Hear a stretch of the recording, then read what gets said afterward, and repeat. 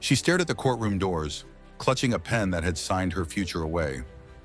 Ava Langston had just divorced her millionaire husband, the man she believed was her golden ticket to wealth and freedom.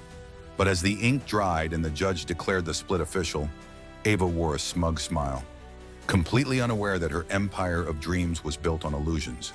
What she didn't know? None of his assets, not the penthouse, not the luxury cars, not the offshore accounts, were in his name. And by the time she found out, it was too late.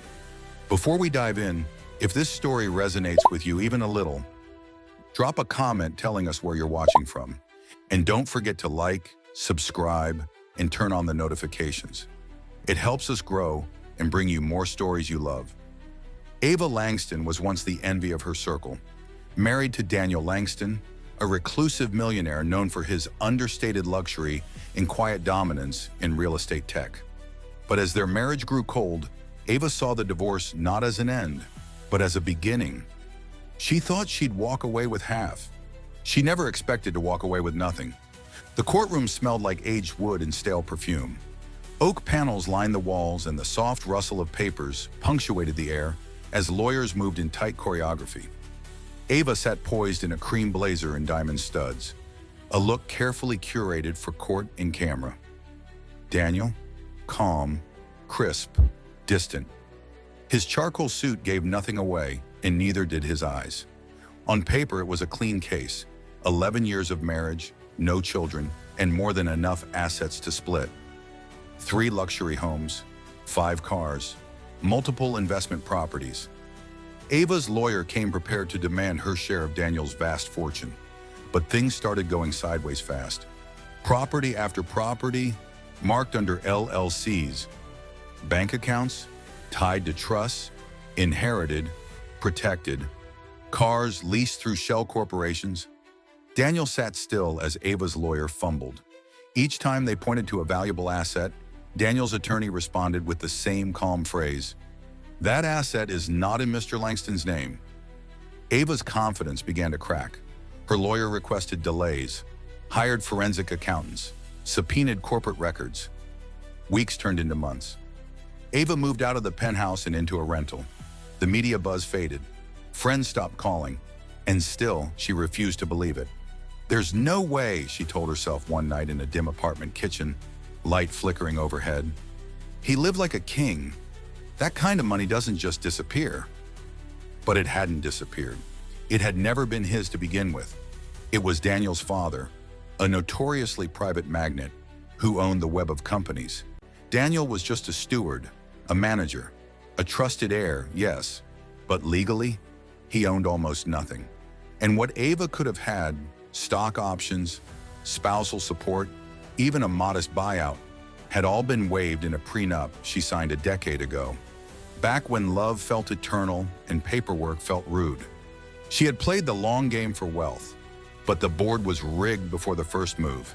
And now as she sat alone in a modest cafe scrolling through headlines about Daniel's upcoming investment summit in Dubai, sipping $5 coffee she could barely afford, Ava realized something chilling. She didn't just lose the marriage. She lost the game she thought she was winning. Ava sat still in the cafe, stirring her coffee though the cream had already settled. Her phone buzzed again. Another push notification from a business blog. Daniel Langston named strategic advisor to Gulf Tech Holdings after landmark AI deal. She read it twice, then a third time. The attached photo showed Daniel smiling with a UAE delegation, a rare grin on his otherwise expressionless face. He looked younger, energized. His tailored linen suit clung to his frame like confidence. The caption beneath it didn't mention Ava once. She dropped the phone on the table and exhaled, a sound somewhere between a laugh and a gasp. Meanwhile, the same event, the Gulf Tech Global Forum in Dubai, was being hailed as a tech and investment masterstroke. Held at the ultra-exclusive Sky Sea Pavilion, the conference attracted billionaires, political leaders, and the world's top venture capitalists. And at the center of it all was Daniel. He didn't walk the red carpet, he glided. Attendees whispered his name in awe. Langston's move to license AI-driven urban infrastructure through Gulf Tech? Brilliant. His asset-light model, practically untouchable. And he's still not publicly listed. The man's a ghost with gold. Inside the main hall, a massive screen looped Daniel's keynote reel.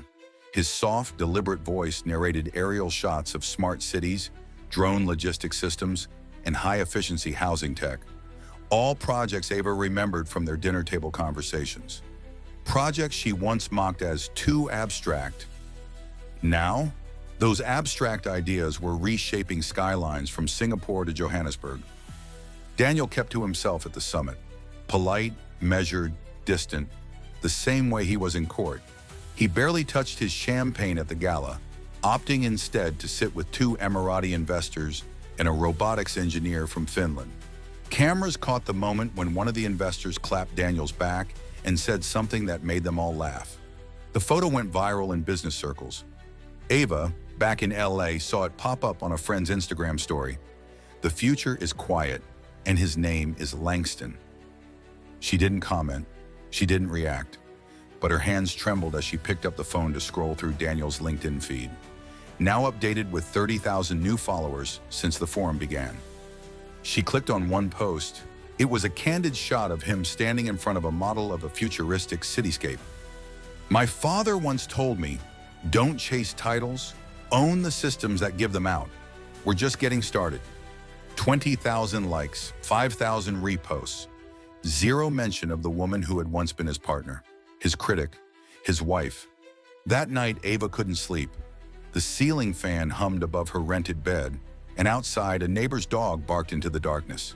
She turned on the bedside lamp and opened her laptop. She started typing, Daniel Langston, Shell Corporation's real ownership AI fraud, Gulf Tech, hidden assets, divorce lawsuit. But every result led her nowhere. Clean, legal, bulletproof. Daniel had built a fortress long before she filed, and now he stood atop it, celebrated, while she drifted in the shadows. Still, she refused to believe this was the end. The next morning, Ava walked into the only place that still brought her peace, a boutique yoga studio she had started teaching at to make ends meet. It wasn't glamorous, but it was hers. The scent of eucalyptus and sandalwood welcomed her, a soft contrast to the hard steel of her thoughts. She greeted her class, adjusted the playlist, and stepped to the front of the mirror. That's when the door opened, and in walked Celeste, tall, blonde, early 30s, the same woman who had been photographed on Daniel's yacht 2 months after the divorce, the same woman who now wore Ava's old Cartier bracelet, a custom piece she had designed with Daniel during their trip to Kyoto. Celeste didn't smile. She didn't look smug. She just unrolled her mat, took a breath, and sat in the front row. Ava froze for a moment, but her voice didn't crack. Let's begin in child's pose, she said calmly, professionally. Inside, however, a storm was brewing. Outside the yoga studio, the world continued to celebrate Daniel. The Dubai event led to a ripple of press. Forbes ran a cover feature. The Untouchable Strategist, how Daniel Langston outsmarted a system built to break men like him. A satellite fund, Langston Futures, launched the following week, fully backed within hours. VentureBeat called him the Ghost Tycoon. The Atlantic dubbed him the man who married invisible money.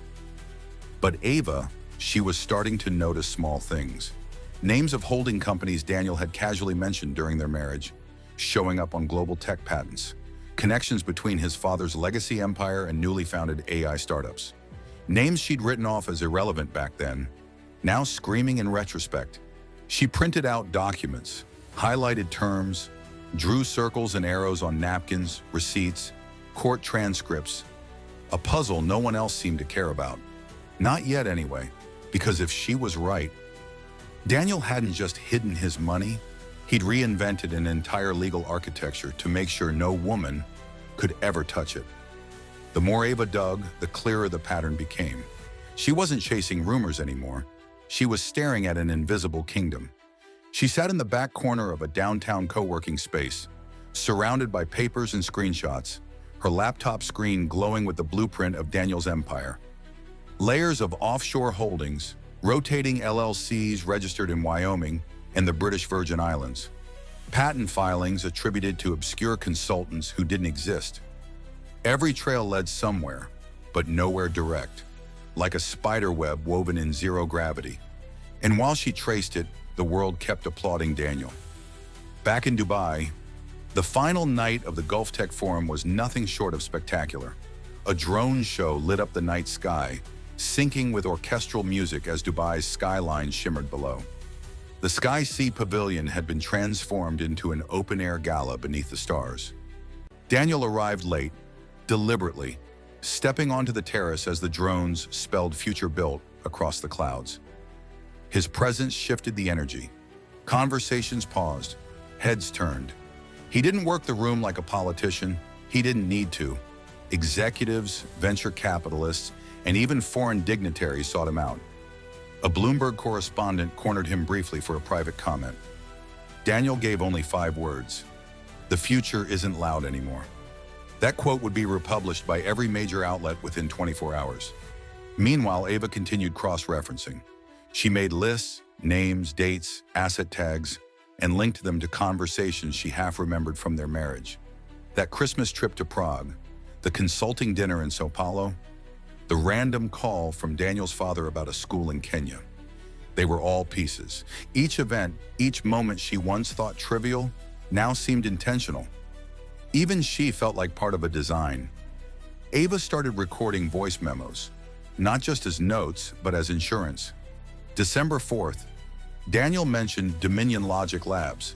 I dismissed it, but now that name appears on a patent for autonomous water purification tech funded by Langston Futures, which ties to a clean energy fund based in Malta, which his father helped charter back in '98. She didn't have proof of wrongdoing, but she had patterns, and patterns don't lie. In Dubai, Daniel's name was added to 2 new international boards that week, both focused on sustainable development in high-risk markets. It wasn't just tech anymore. He was quietly becoming a global policy influencer. TechCrunch posted a headline, "Langston's real power? It's not the money, it's the silence around it." The story went viral. It highlighted how Daniel's public profile remained elusive. No scandals, no paper trails, no Twitter tirades, just results, whispered deals, and billion-dollar outcomes. Ava was in the middle of annotating an article from that very site when she received an email that made her breath catch. Subject line, "Notice of deposition, Langston v. Langston." It was Daniel. He was filing a counter motion to dispute her new claims, an aggressive legal move designed to box her in, silence her, and bury whatever she was working on. She stared at the screen. This wasn't about spousal support or alimony anymore. He was making it clear. "You don't challenge me?" And yet, Ava smiled, because his reaction meant one thing. He knew she was close. At a press conference the following morning, Daniel took the stage at a panel on post-capital intelligence, a new theory proposing that wealth in the future would be measured less by cash and more by algorithmic control of real-world systems. He didn't speak until the final 5 minutes, but when he did, "We're leaving the era of traceable wealth. What's coming next isn't just disruption, it's erasure. Ownership will vanish, control will remain." The crowd gave him a standing ovation. A Washington Post columnist tweeted, "Langston just redefined capitalism in under 10 words." That moment was clipped, captioned, and broadcast globally. The Langston brand became something more than money. It became a myth. And Ava, she printed the transcript, highlighted that final quote. She pinned it to her wall next to her hand-drawn map of corporate ties and shell firms. Then she whispered to herself, "Let's see how invisible this empire really is." She had no money, no legal team, but she had time, she had memory, and she had nothing left to lose. And in the world Daniel built, that might be the most dangerous asset of all. The streets of Los Angeles felt different now. Ava moved through them like a ghost among glass towers, past billboards flashing Daniel's latest green tech partnership with the UN Smart Cities Initiative. The same man who once missed dinner because he couldn't decide on a shower faucet was now being hailed as the architect of the global infrastructure revolution. One headline outside a newsstand caught her eye. Langston secures $6 billion in climate resilience bonds. Future of coastal cities begins in Doha. His face, stoic, visionary, unbothered, stared back at her, a face she once kissed goodnight. a face that now belonged to the future, not to her. Ava stepped into the newsstand and bought 3 different magazines: Wired, Bloomberg Business, and The Economist, each dedicating entire features to Daniel Langston's post-marriage surge. The narratives all shared one theme. Daniel Langston didn't just survive his divorce, he became untouchable after it. Back in Doha, the event was unfolding with global fanfare. The Langston-backed Coastal Resilience Expo was the largest ever held in the region, a week-long series of keynotes, demonstrations, and closed-door summits hosted in the newly constructed Horizon Dome, a carbon-negative structure powered entirely by Langston's own modular AI grids. The opening night was streamed live to 42 countries. Over 10 million viewers watched as Daniel stood center stage beside environmental ministers, UN tech liaisons, and climate scientists. His speech, measured, minimalist, and unforgettable. "We don't need new oceans. We need to outsmart the ones we already have." The applause thundered. Langston Wave began trending globally. Backstage, his team celebrated with quiet fist bumps and crystal flutes of sustainable champagne. Daniel simply nodded and stepped away, his assistant intercepting a swarm of reporters trying to get a quote. Meanwhile, Ava had turned her apartment into a war room. Sticky notes and printouts covered the walls. A corkboard mapped out trust structures in Geneva. Her laptop had become a forensic window into Langston's empire. A jungle of tax treaties, shell company directors, and quiet resignations. She'd spent 3 nights on Reddit threads and whistleblower forums, digging into offshore filings and Panama Papers leaks. Then a breakthrough. She discovered that one of Daniel's advisory board members, a Swiss national with 3 passports, had recently resigned from 4 climate tech companies on the same day. That in itself wasn't suspicious until she cross-referenced the corporate addresses. They all pointed to a single mailbox in Zurich. That address? It matched the same address used by Daniel's father 22 years ago. "There it is," she whispered. "Legacy laundering." The next day, Daniel sat down with the World Economic Forum in a closed-door fireside chat. Though the footage wasn't public, reports leaked immediately. Attendees described it as a masterclass in decentralization, cloaked in charm. One diplomat was overheard saying, "Langston doesn't just build things, he hides them in plain sight." The buzz led to a Time magazine cover story, headlined, "The Invisible Billionaire: How Daniel Langston Became the World's Most Powerful Man Without Anyone Noticing." It was the moment that cemented his global legend. But Ava noticed. She noticed everything now, and she started documenting it, carefully, methodically.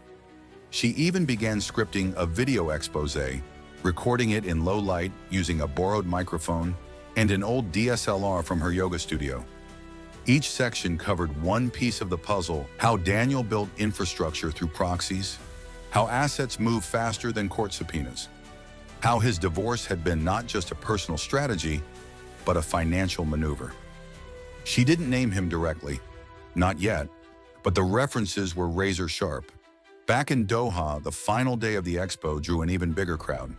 Heads of state gathered to tour the floating city prototype, an AI-optimized island cluster designed by Langston's think tank. Drones flew overhead. Smart glass windows adjusted automatically to shade the guests from desert sun. Daniel gave no final remarks. He didn't need to. His silence now spoke louder than any soundbite. The media called it an elegant power move. CNBC ran a segment titled, "Langston, the Man Who Talks with His Absence." And while the cameras turned toward what he had built, no one saw what was quietly being taken apart. Because across the world, in a corner of Los Angeles, Ava uploaded her first video. She didn't tag Daniel, but she titled it, "When Empires Disappear on Paper, a Love Story Turned Ghost Story." In the first 36 hours, it gained 312 views, then 700, then 2,400. The comments were divided. "You're reaching. This sounds too smart to be fake. Why would he hide anything? He's a genius. Please keep going. Something about this feels real." And Ava did. She kept going. Because somewhere inside the spotlight that now crowned Daniel Langston, a shadow was growing. In New York, Daniel's image had taken on mythic proportions. Weeks after Doha, he was announced as the Global Climate Sovereign Advisor. a newly created title by a multinational task force focused on decentralizing green infrastructure deployment in politically unstable regions. No billionaire had ever held it. No private citizen ever had that kind of unrestricted access to world leaders. The news broke during a gala hosted at the Metropolitan Museum of Art, a fusion of power, technology, and elegance. And yes, Daniel was there, this time in a midnight black tuxedo, flanked by AI-generated renderings of underwater solar farms, autonomous desalination plants, and floating supply depots. Guests marveled not just at the ideas, but at the fact that they were already being deployed. A CNBC anchor in attendance tweeted, "Langston doesn't disrupt industries, he outpaces the systems that regulate them." Back in Los Angeles, Ava watched the live stream. She sat in a dark living room, laptop flickering, replaying the part where Daniel casually mentioned a new joint venture with the World Bank, using nonlinear, sovereign data meshes. A term no one questioned, but Ava remembered. He used that phrase once during a heated conversation about a charity they funded together. At the time, she thought it was just technobabble. Now she knew it was a signature, a linguistic watermark Daniel had left behind, buried in his own genius. "He hides the truth inside brilliance," she whispered, "and brilliance distracts everyone else." The gala's success exploded across international headlines the next day. Forbes, Langston's vision for stateless wealth could redefine the world economy. The Guardian, can one man build a world government of tech? With Langston, maybe. The New Yorker, Daniel Langston and the quiet architecture of power. His face was everywhere, his voice nowhere. And in that silence, Ava's second video dropped. This time it hit harder, titled, "When a Marriage Was the First Shell Company, Untold Lessons from Sleeping Next to a Ghost." The video opened with Ava's narration over photos of luxury homes, dinner parties, and gala snapshots, all from her time beside Daniel. She blurred no faces, she named no companies, but every detail vibrated with truth. She mapped the timeline of Daniel's rise, paralleling it with her decline. She showed how every project celebrated on stage was built on unseen groundwork laid in private. During the marriage, during the nights Daniel couldn't sleep, during the conversations he pretended not to care about. "You can build a fortress of light," Ava said in the video, "but if the foundation was once my kitchen table, I remember how the bricks were laid." At the same time, Daniel was giving a private lecture at the Royal Society in London, attended by Nobel laureates, global financiers, and military engineers. No phones, no press, no notes. But the leaks came fast. A classified memo later circulated among government officials. Langston's model anticipates geopolitical collapse and replaces governance with protocol layers. It's not a plan, it's already being executed. One EU leader reportedly called it the most frighteningly beautiful future I've ever seen. Another compared him to Alan Turing, if Turing had also quietly bought half the Mediterranean. Ava, meanwhile, was being noticed, and not just by curious viewers. She received two strange emails. One was from a journalist at a well-known investigative outlet. The other, from a private Gmail account she didn't recognize.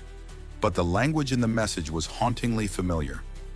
He always said the only person who could destroy him was the one who knew where the silence began.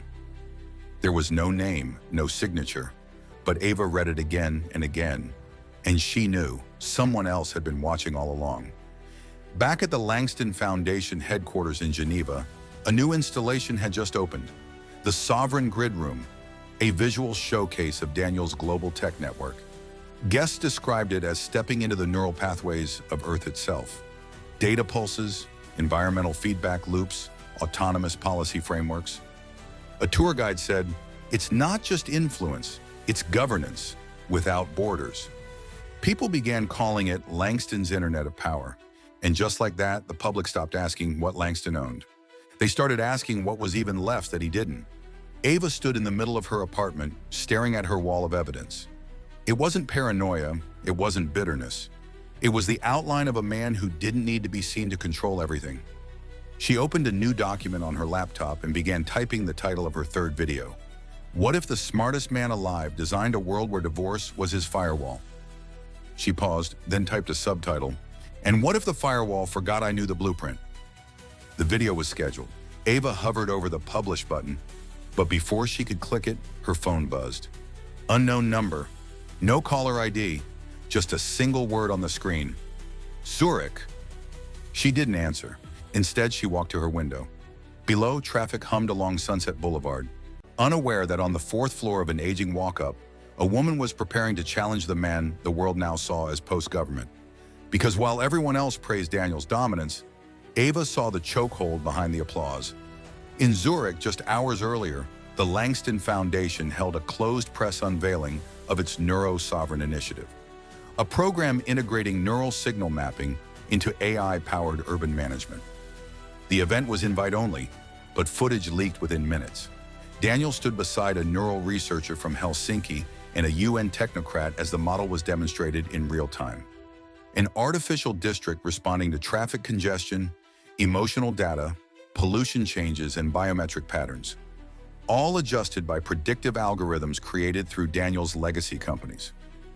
A Financial Times headline declared, "Langston just turns cities into organisms, and he's the brain."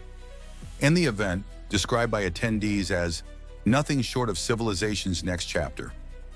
Ava watched that footage, but only for a moment. Her eyes drifted to the details behind the show. A single emblem on a neural module, one she remembered from a patent Daniel filed under a pseudonym years ago. Back then, he claimed it was just a sandbox experiment. Now, it was controlling simulated populations. "They all think he's innovating," Ava muttered, pressing record on her voice note app. "But he's not. He's finishing something. Something we started together in that damn garage when we were broke, in love, and still human." Across social media, the world celebrated Daniel as a secular prophet. Clips from Zurich's launch went viral with hashtags like Langston Cities, Neurogrid, Post-Border Planet, The Quiet Power. A global tech influencer said on a live stream, "We're watching the transformation of the billionaire archetype. Langston wants to replace the architecture of civilization. And the scary part is, he's doing it without asking permission." Investors poured in. Sovereign nations reached out. The Langston Index, a private economic signal tool his foundation released quietly last year, surged in value, now used discreetly by over 20 central banks to model long-term risk. It wasn't just money anymore. It was trust, global trust, and Daniel had it. But in her modest Los Angeles apartment, Ava opened the envelope that had just arrived by private courier.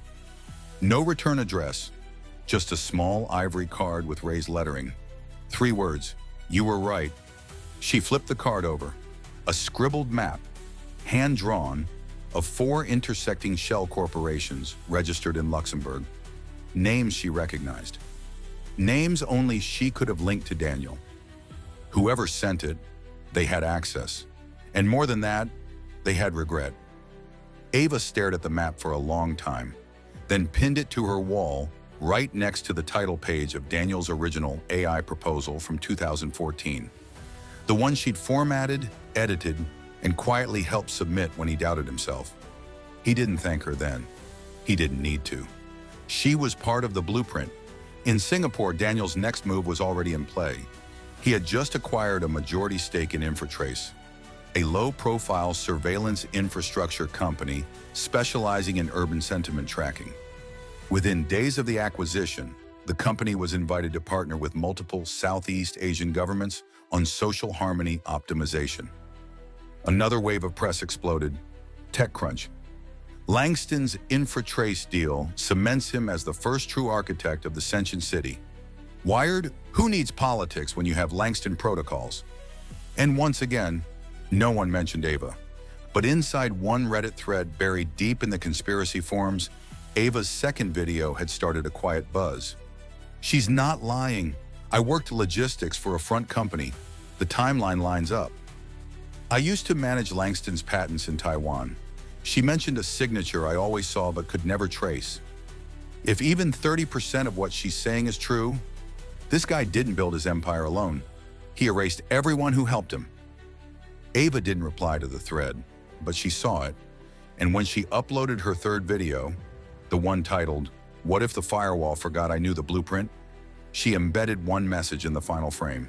"He's watching me now. I just hope you're watching too." The video ended with a short waveform, pulsing slowly, a rhythmic, hypnotic echo of something bigger. And in the silence that followed, a single whisper from Ava's voice. "This isn't revenge. This is record-keeping." The video uploaded at 3:17 a.m. Los Angeles time. No tags, no teaser. Just a title, a voice, and a pulse. Within the first 10 minutes, it had less than 50 views.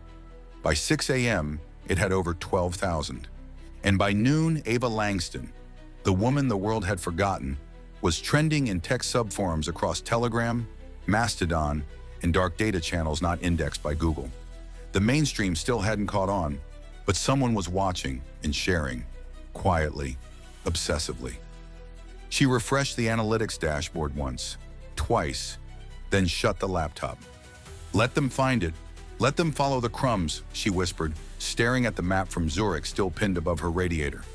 "Let them ask who helped build the house before it became a fortress." Meanwhile, in Singapore, the Langston Protocol Summit concluded with standing ovations. Held in the glass-walled Infinity Auditorium atop the Aerospire Tower, the tallest structure in Southeast Asia, Daniel Langston delivered his closing remarks to a crowd of leaders, private technocrats, and emergent state actors. No cue cards, no slides, just Daniel, his voice, and the view of a city he was reshaping from the neural infrastructure up. "In the past, we built roads for cars.